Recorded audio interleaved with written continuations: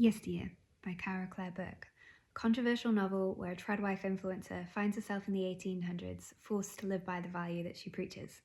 This book alternates between her modern day life and takes you through her journey into becoming an influencer, and is interspersed with chapters of her finding herself in the 1800s that gives this kind of eerie, unsettling undercurrent that feels almost like a horror film that I really enjoyed the contrast of through the first part of this book.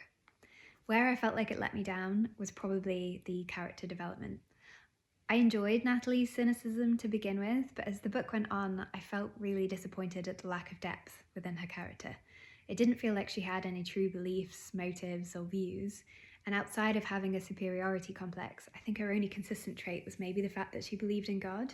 But even this seemed kind of shallow. She wasn't going to church, I don't remember her praying or raising her children in a religious manner.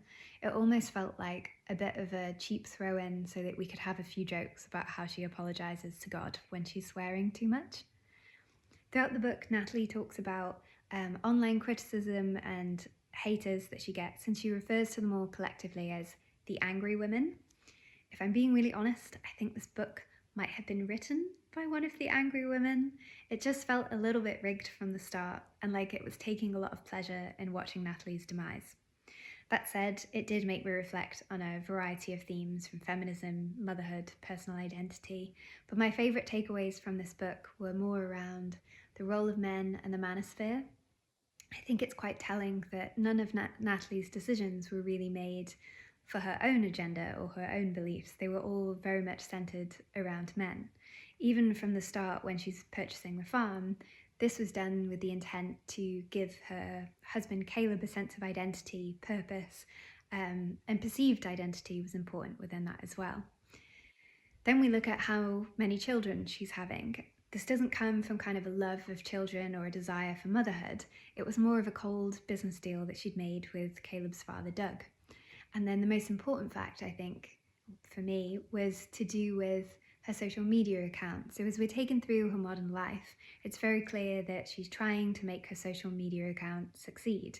She's that invested in it, she even puts quite a bit of money into a course where she's learning about how to engage with followers and gain a bigger audience, but she still fails.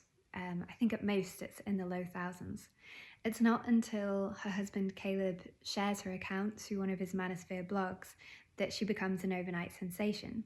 And the man through this blog that shared it made a lot of assumptions about her account that were incorrect. So, for example, she shared a picture of a loaf of bread she'd bought from the store. He rants about how she's making this bread from scratch and how great it is. He praises her for having no modern kitchen appliances. She does, they're just hidden in the pantry or in cupboards. Natalie then uses this almost like a manuscript of how she should be living her life. It starts off as how she should be presenting online, but in the latter part of the book, the focus is really on the disparity between online Natalie and offline Natalie. And online Natalie, to me, was almost kind of becoming more of the godlike figure.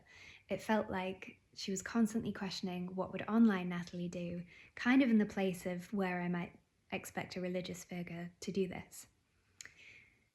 The ending of the book was a bit disappointing for me, but I think this is more a book for if you're aware of the trad life influences, and in particular if you hate them. I think you're gonna love this. It could be quite an indulgent read. Personally, I'd give it a 2 out of 5. I am glad I've read it. It's fun to think things through, but I don't think I'll be reading it again.